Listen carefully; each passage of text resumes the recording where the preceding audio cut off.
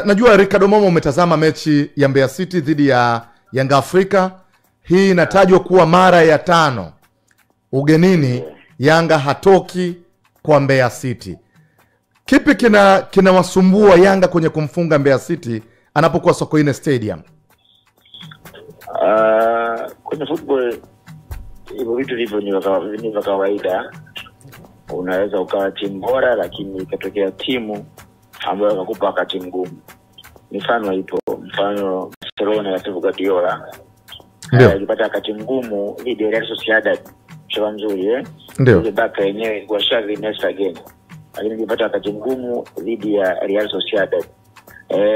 Real Madrid ya kipindi hicho kina Raul Zidane Gonzalez kwa Real Mallorca. Ndio. Alafu ikaja akaja AC Milan ya moto kipindi hicho.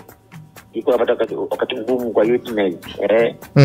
Ikuja Manchester City Pep Guardiola ilipata mgumu kwa Crystal Palace.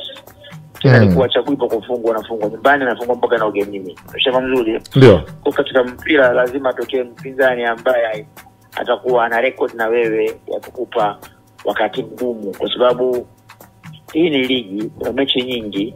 Haiwezekani wewe ukawa mbabe wa watu wote, lazima atokee mbabe wako na yeye. Sasa mbabe wako kitokea haimaanishi kwa ni mkubwa ama ni mdogo, yote wewe.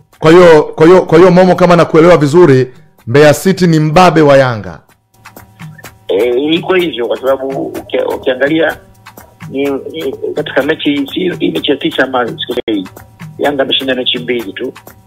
Lakini na hapo nyumbani Yanga anapata wakati mgumu dhidi ya Mbeya City. Kwa hiyo niseme tu kwamba Mbeya City anamweza Yanga. Niseme katika lugha hiyo kwamba Mbeya City anamweza Yanga. Jana na leo.